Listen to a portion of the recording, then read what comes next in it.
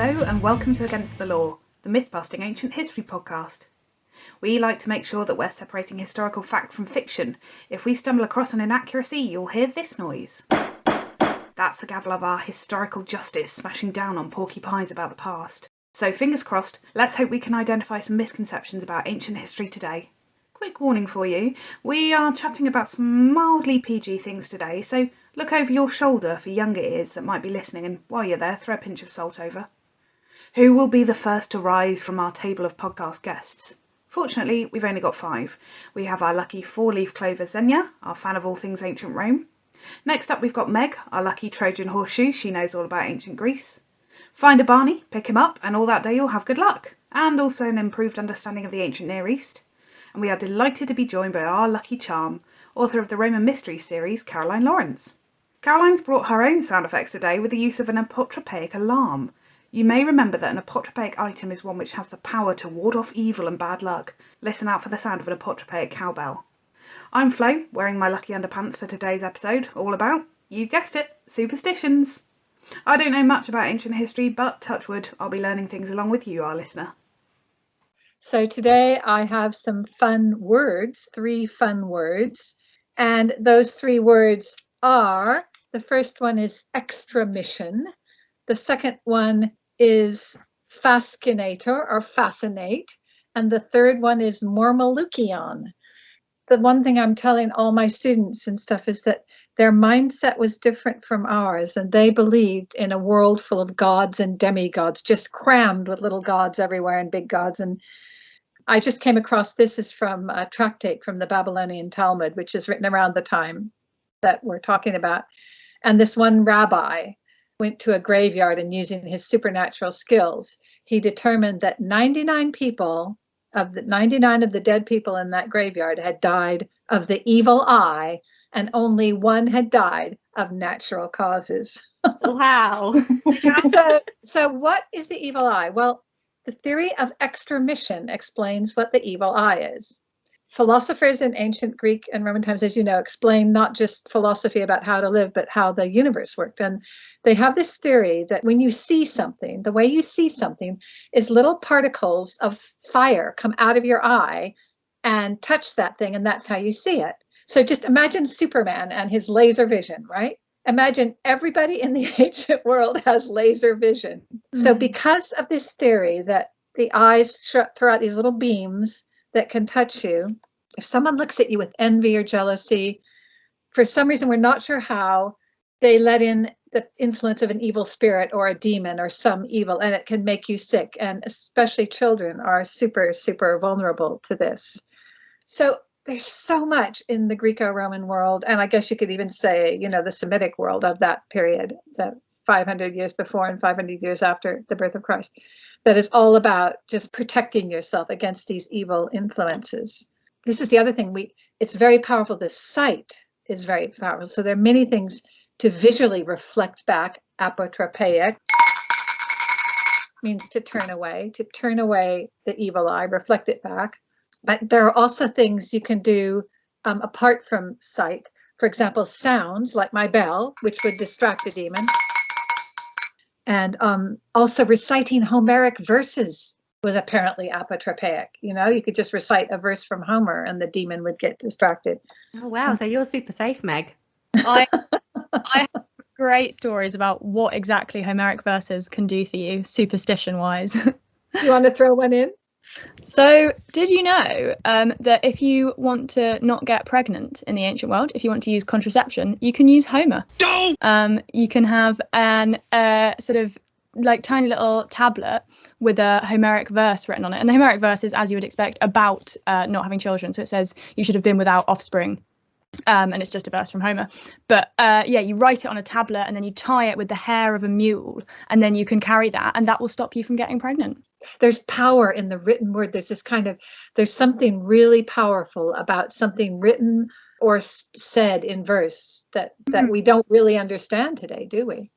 Yeah, exactly. And I mean, Homeric verses were used for all sorts of things. If you're a runaway slave and you want to not be found by whoever's looking for you, you can have a Homeric verse that will work to do that for you. Or you can use Homeric verses as a kind of counter curse. If you think someone else might have enchanted you or done a binding spell on you or something, you can use Homeric verses to kind of warn against other people's curses, which is really cool. And that, I guess, is the origin of charms and spells and things, isn't it? It's saying a kind of a formulaic phrase or even something we might say is nonsense, which may turn out to actually have a meaning. And one more fun sound that is apotropaic are wind chimes, which again distract the demon. And there's some wonderful wind chimes in room 69 of the British Museum, which has a giant phallus, winged phallus, which we'll come back to later. With little bells on it, and that has multiple aspects of being apotropaic. There's going to be no demons anywhere near this podcast. Absolutely. I was going to say that for today's episode, since it's the last in our second series, I've adopted a slightly different approach. So whereas normally we might be telling little anecdotes, little bits of history and stuff like that, today for me is going to be a lot of primary sources, because I've just been scouring everything from ancient Mesopotamia in terms of omens, incantations, material about divination, to try and find little texts or utterances that might be relevant to the things that we talk about, so we could play a little game. So I'm just going to sprinkle those in as we go. I can't wait. I'm really looking forward to it. Okay, well, should we do an easy one to start off with then? Yes. Yes. Okay, fine. So this is from a Babylonian omen series called Shuma Alu, which has hundreds and hundreds of separate omens. It's a number of tablets, each with just very iterative omens. So they say, if X happens, then Y will happen. And we've spoken about this quite a few times. Babylonians really enjoyed that formula called the Casualistic Formula. So I'll ask, if a ghost cries out and someone hears it, what do you think will happen? They'll go deaf. Okay. They'll get possessed by the ghost. Okay. They'll die within a week. Yeah, that's a straightforward one. So yeah, if a ghost cries out and someone hears it, the house will be abandoned and the person will die. Oh, that's harsh. No, but how do you know it was a ghost, though? Well, also it begs the question, what if a ghost cries out and someone doesn't hear it? I've got a nice smell. Can any of you think of any smells that are apotropaic? Because we're using all five senses, though, of course, visual is like 80% of apotropaic, but there are some smells you can put on to keep away the demons. Anybody got some of those? Sage is used. You burn sage, don't you? That's a more modern thing, I think. You burn sage to cleanse a home. Yeah, that could be used. Again, I feel like this is maybe modern, but what about, is it garlic that gets rid of vampires? Garlic, very good one, very good one. In the apocryphal book of Tobit, he has to keep away a demon who likes to ruin this beautiful girl's wedding night by killing her new bridegroom. And he's like bridegroom number 6. And he decides he would actually like to not die. So an angel tells him to burn fish gall. So the kind of bitter gall, an inner organ of a fish, and has a really horrible stench. And that keeps away the demon. Ooh. Gosh. And apparently, this is really good. There is apotropaic farting. You can actually fart, and the smell, and demons are a bit like kids. They like rude and silly and kind of, slightly obscene, funny things. So you can distract a demon with a fart. My husband is going to be thrilled to find that out. He's going to be, I'm just going to bless this house. Bear with me 1 second. So that brings us to my second word, fascinate. Now, you've all heard of a fascinator, haven't you? Those little hats, that women wear to ascot and stuff. The word fascinate comes from fascinum, which the Latin dictionary, Sonia might know this, one of the meanings is the membrum virile, because tiny penises were hung around the necks of children as preventions against witchcraft. And again, in room 69 of the British Museum, in the same case with the phallic wind chime, you can see teeny tiny little silver penises that they hung around a baby's neck. Because again, demons, there's a ton of symbolism in the penis that we don't really all get. But it's funny, it's rude, it's also a symbol of power and fertility. But again, demons are like kids, and they go away giggling, so they won't hurt you. And the word fascinate, again, I said you can't kill a demon, you can just distract it or repel it. The word, it comes from the Greek word baskanon, which is also a word for an evil eye. So it's just all linked up together. So the next time you use the word fascinate, just remember what the root of that word is. So my final word, and then we can have lots of fun. You guys can just throw in the word Marmalukian. Most classicists ask them what a Marmalukian is, and they will not have a clue. And it's actually a word that appears in Plato, in Socrates's the Phaedo, which is, of course, the dialogue that chronicles the last hours of Socrates. And he talks about a Marmalukian. And I came across it because I'm doing a translation of Aesop's fables. And translating Aesop, I came across a fable, one of the earliest fables, called The Fox and the Marmalukian. And it goes like this. One day, a fox wandered into a sculptor's workshop, and she was examining each of the objects. Foxes are always female in Aesop, I love that. She came across a tragic mask and lifted it up and said, "This head is empty, there's nothing behind it." And the moral of the story is that some people look imposing, but they're in body, but they're inconsequential in spirit. And I realized that a tragic mask, another name for it can be a Marmalukian. And the way Socrates uses it is he talks about it being a bogeyman, something to scare children. I've often wondered, like the Gorgoneon, the face of Medusa that can turn you to stone, and that Athena wears on her aegis and stuff, and Achilles has one on his sometimes. It reflects back evil. And final thing I'll say, Aesop was so ugly that a slave dealer didn't want to buy him. And Aesop says, wait, I can be a Marmalukian. I can frighten the children into behaving well, and I can protect you against evil. So this is what they call the scary tragic masks, and you'll start seeing them everywhere now. That's quite sad, isn't it? I'm so ugly, I can be apotropaic for you. It's interesting that you brought up those masks and the Gorgon face, actually, Caroline, because there's an interesting precedent from the ancient Near East in the mask of the giant Humbaba, who was the guardian of the cedar forest in the Epic of Gilgamesh. Yes. And throughout Mesopotamian history, they used little clay, small masks of the type you describe, not for use over your face, just a design, as an apotropaic item of the face of this monster, this Humbaba giant.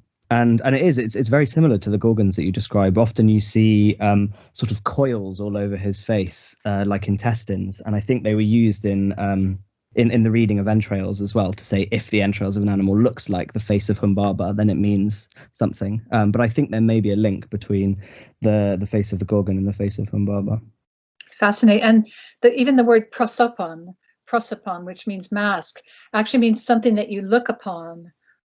Pros towards an ops eye. And there's a whole fascinating article on the neurology of the Greek mask and how it's blank, or it may have some expression, but you can tip it to get the light in different shadows and different angles. And also we project onto the mask, because it's not detailed, we can project our own emotions. So there's this whole idea of reciprocal sight with masks and with faces. It's just fascinating, so complicated.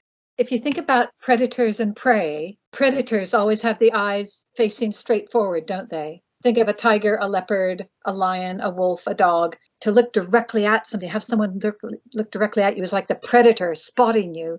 I guess that idea of reciprocity is really interesting as well, because that's the kind of, it's, I guess, not a contradiction, but an interesting thing about all these apotropaic objects is, say, the Gorgons, you can have an image of a Gorgon head, and that's apotropaic, despite the fact, they thought they were horrible. That's kind of the point, that they're these horrible faces looking out, and they protect you from other horrible things. So yes. There's that weird sense of and the evil eye, someone can look at you with an evil eye, and the way you ward that off is by having your own evil eye to look back at them. It's like the blue and white eyes that we were talking about before. Amulets are often called an evil eye. So the thing against the evil eye is called an evil eye, but the thing that hurts you is also called the evil eye. There's just thousands of amulets. I'm sure Barney has lots of amulets too, but I assume you mean Barney has stories of amulets rather than he has I mean, facts at his fingertips. Have you got any more fun facts for us or questions? Well, you mentioned the eyes facing forward on a predator and that being threatening. So I'll bite, if you like, and give you an omen about snakes. Right. So one thing that you should know is that in these omens, a lot of them are concerned with animals falling onto you. I don't know why. I guess if they're up in a tree on a wall or something like that. But snakes and lizards, they're falling all over the place. So if a snake falls between a man and a woman and escapes, what will happen to them? Their love will run away. They'll divorce. I don't know. That's spot on. First try. That's wonderful. Yeah. So if a snake falls between a man and a woman and escapes, they will divorce and unfortunately also die. Oh, no. I do feel like these predictions of death, though, I mean, they're quite like inevitable anyway. Yeah. That's like the foolproof prediction, isn't it? I just like the idea that there was someone like a sort of a magician peddling these omens, and they're like, it's literally always death, and he's going, yeah, believe it or not, death. Like whatever happens, it's death. So there's not much you can do. There are rituals to get rid of these, though. I know death comes up in a lot of them, but there are sort of counter rituals, basically, like prophylactic rituals. So if you know that a negative omen has occurred in your general direction, you can then go and perform a Namburby Ritual, which is to counteract the negative effects of the omen. Oh, did you just say prophylactic, Barney? Yes. Did someone say prophylactic? Would you like to know where that word comes from? Yes, I'm wondering now if we should have a prophylactic ping for you. So a phulax is a guard in Greek. So if you're a phulax with it, you're a guard against something. So that's where we get that. And like it's not just a guard in the sense that we're talking here, like a literal someone standing guard is a phulax, which I think is very interesting with the way we use that term now. It's like there's someone sort of guarding against the diseases or whatever. Yeah, so you're guarding before it can hurt you, the prophylactic before. Yeah. And I think that these houses must have been death traps because presumably they had maybe thatch or wattle and daub ceilings that animals, critters could live in, and just fall down occasionally. But there's also a proverb in the Bible that a man who puts his hand, digs into a wall, could find a snake. I mean, what's a snake doing in the wall? That's not good, is it? That sounds very Babylonian to me. I didn't talk about actions that you can do to keep away the evil eye. Oh, yes, the sign against evil. First of all, you can spit, and apparently there's something really powerful about spitting, but don't ask me why. Pliny will tell you about that. Yeah, that's quite common in Eastern European cultures as well. I grew up in Poland, and there's a lot of that going on. But the sign against evil, you've got the palm forward, and there's in Hebrew legend, there's tons about the number 5 is really powerful. So. And something about the palm forward and the 5, I don't know quite, maybe Barney knows more about that. But of course, the manus ficus, the fig hand, is considered very rude. And if you know the thing your granddad does, he pretends to take your nose between his forefinger and his middle finger, and he gets his thumb between there, Yeah. So it's the thumb sticks between the first and the middle finger. And it actually, kids don't try this at home, but it looks like the female genitalia. And that is a sign against evil because, once again, demons are very, very juvenile and they will laugh at silly, rude things like that.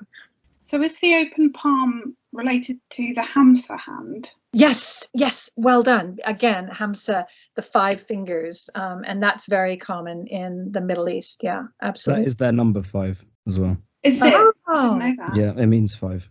So the crossroads are important because you get herms at crossroads or hermi at crossroads as well, don't you? Which are the, again, penis related, the kind of blocks of stone sculpture. Exactly, because any threshold, any place where one world meets another is very powerful, and we know that because the thresholds of Pompeian houses and Babylonian houses often have things at them or buried under them because it's like the aperture that can let in the evil. You want to guard it at the doorway, and a crossroads is considered a kind of threshold because it's where 2 roads meet or 3 roads meet.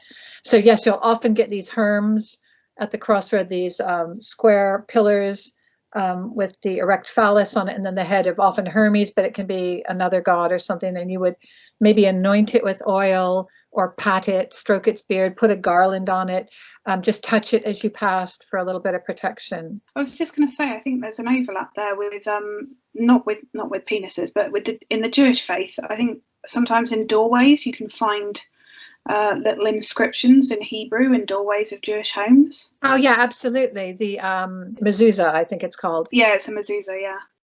We mentioned amulets earlier. Would you guys like to hear about an amulet that can stop you getting a migraine? Yes. Yes, please. That would be great for me. Yeah, I thought you might personally want this one, Flo, because I know you are a fellow sufferer. So there's actually a migraine demon. This is not Greek. I think, Barney, I don't know if you know anything about this migraine demon, but she's from sort of Near Eastern mythology and Eastern European folklore, and her name is Antaura. And I think she's related to a different demon called Abizu. But I came across her because there's a Greek inscription on an amulet that was found in a Roman military camp in Austria. And it's written in Greek, so it was in one of the sources I was looking at. And it's inscribed, this amulet is inscribed with the story of the goddess Artemis dismissing Antaura, the migraine demon. So if you wear this amulet, you have the power of Artemis to stop you from getting a migraine. That is wonderful. There's another thing. There are womb amulets, WOMB, womb amulets, very common, and they show what the Greeks and Romans thought a womb was shaped like a cup, a rounded cup, upside down, and underneath it is often a key with 7 prongs that looks like a Greek or Roman key, not our kind of key. And it was often on bloodstone, this amulet. I think they often had like nonsense or inscriptions on them, often nonsense, sometimes meaning something.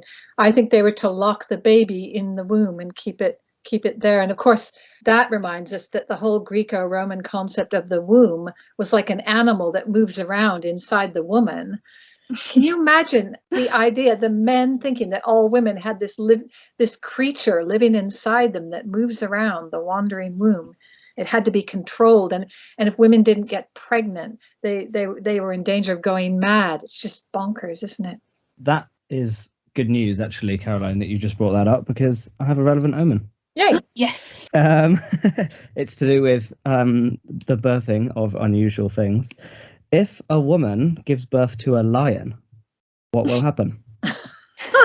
She'll say, I swear it was a one-off thing. I was out of town. Yeah, I was at the zoo.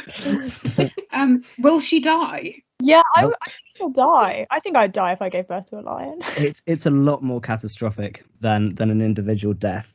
In fact, if a woman gives birth to a lion, the city in which she lives will be seized and its king will be put in fetters. Oh my gosh. Harsh. Yeah, that's pretty bad. I'm trying to understand the link between, like, I kind of understand a snake falling between a man and a woman. That is like a divisory thing. But I'm trying to work out how giving birth to a lion would cause your city to be seized. It's interesting that you bring up the kind of the logic of these omens, because sometimes there's an obvious link, sort of call it etymological, between the thing that happens or the sign that is seen and some sort of outcome. And sometimes it's just like they're inverses almost. There's some sort of logic, but this one, I guess it's almost like apocalyptically catastrophic, right? Like, to give birth to a lion should not really happen, and I think it would signal the end of days. What's really interesting about that, though, is that apparently Cicero might have been aware of some form of this omen. Ooh. Because he has a text. I don't know very much about it, so I might need you guys to back me up, but apparently in De Divinatione, Okay. Yeah, he writes about omens. Yes, he writes about omens, and the omen is here translated into a slightly different form. And he says, if a woman dreams that she gives birth to a lion, her country will be overcome by foreign nations.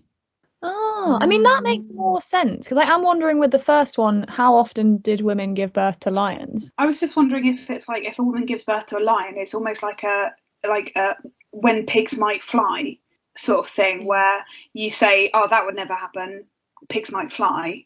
But I guess a lot of cities got taken over and their kings humiliated in the ancient Near East, didn't they? So that didn't necessarily require a woman giving birth to a lion for that to happen. Maybe there was a reversal and they sent out a party looking for the lion baby every time it happened.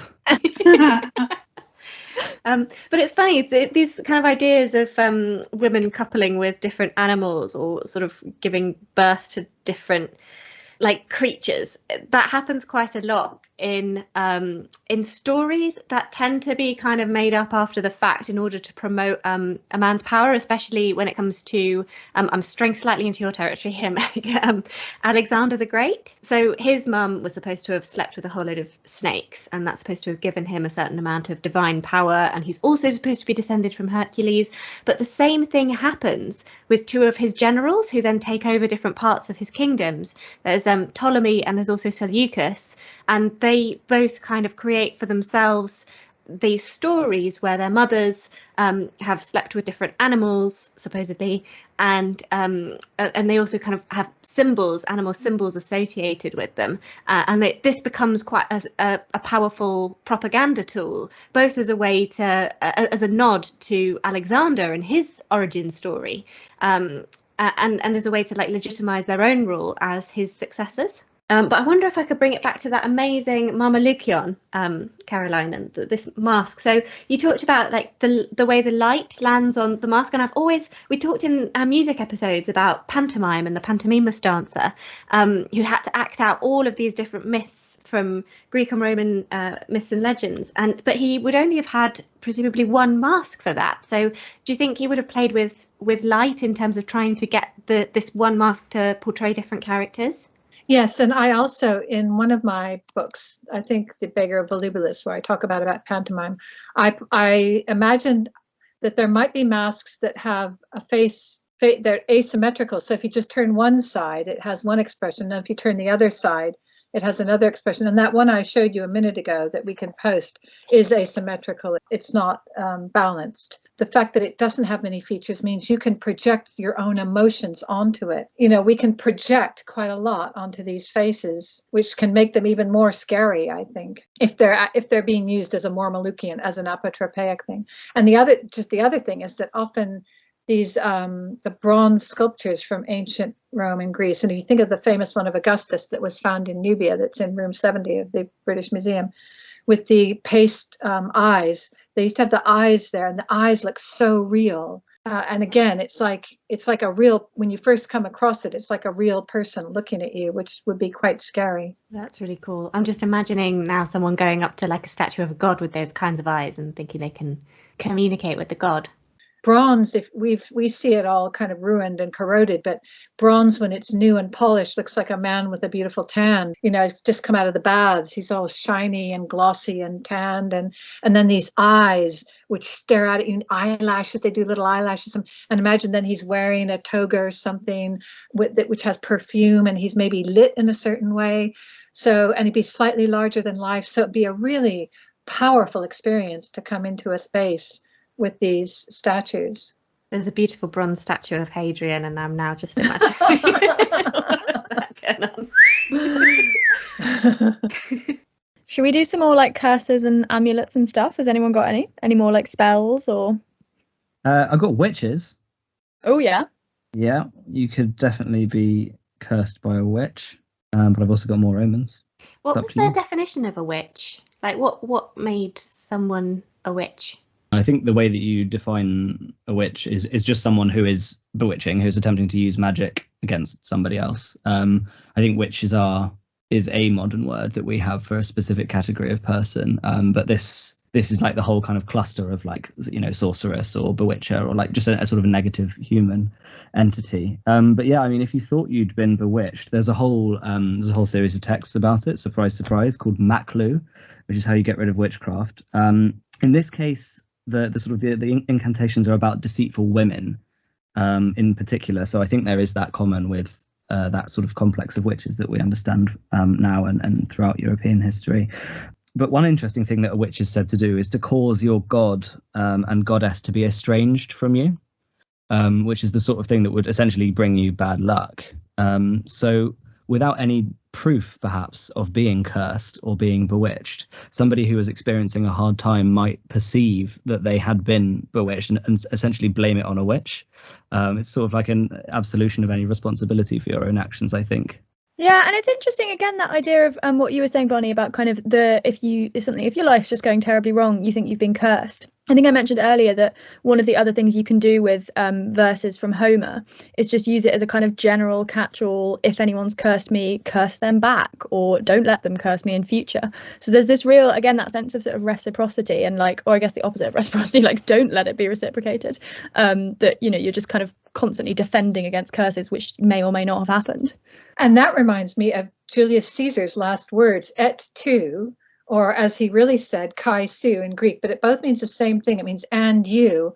And it's like reflecting back. So he's not like saying, oh, are you joining them too, Brutus? Ah. It's like back at you, punk, you know, the same back at you. And I've written a whole blog about that. But there's a famous Caupona, a snack bar in Pompeii, that has a phoenix fresco on it, and it says Phoenix Felix et tu, which means the phoenix is lucky and you, and it's a kind of a lucky slogan welcoming you into this place, which has this apotropaic fresco, so is a safe place for you to have your chickpea pancake or your spiced wine.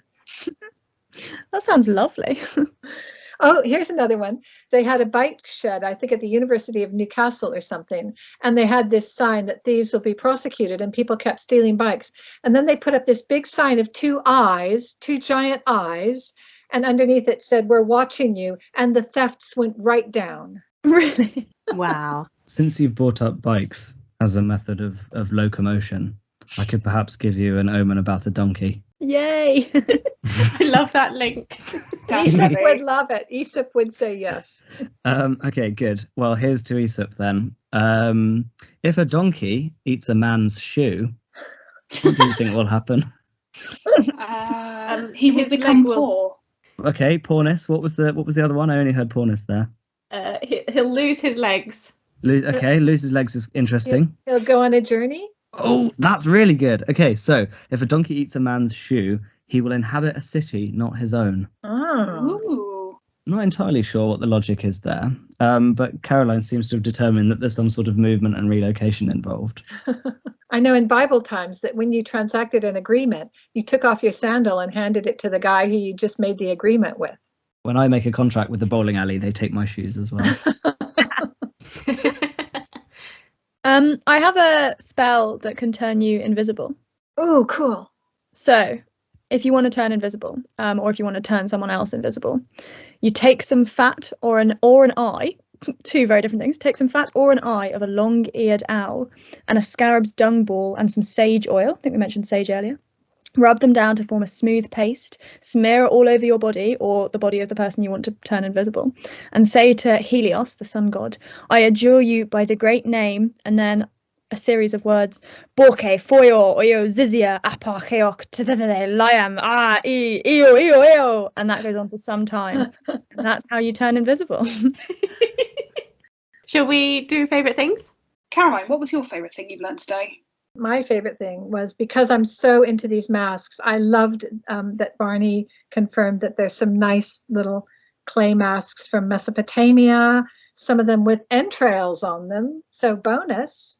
Barney, I'm going to point over to you. What was your favourite thing today? Hey, I'm going to try not to steal what I think might be someone else's and say that my favourite thing was Caroline's Phoenix charm. I like that. The Phoenix is lucky, and you too. Meg, what was your favourite thing you learnt today? I really liked the penis charms, the tiny penises as apotropaic objects. I thought that was fascinating, to use the correct term there. But I also really enjoyed every single one of Barney's omens. But I can't claim that as all of them my favourite fact. And Xenia, what was your favourite thing you learnt today? I was so glad no one else said this, because the invisibility spell was my absolute favourite thing.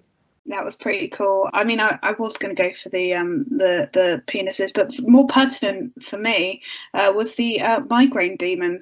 What was her name? Antaura? Yeah, Antaura, related Yeah. to Abizu, who may or may not be the same demon. I'm gonna seek out a pendant, I think, to ward off Antaura. I think you should. Well, touch wood, but I think that was a fantastic episode for Superstitions. Well, thank you for letting me play, because that's one of my favorite topics, as you know, and I just see apotropaic things everywhere now. That every time I look at something, I see apotropaic things. So thanks for letting me play. Thank you for listening to another episode of Against the Law. If you can't get enough and are keen for extra content, don't forget to follow us on Twitter @AgainstLaw, and we're on TikTok too. And if you enjoyed this episode, please support us on Patreon. We have different support tiers depending on how much you can spare each month, and each one comes with a special reward to say thank you. We'd love to hear from you, so please reach out to us with questions or comments on Twitter or email againstthelaw@gmail.com.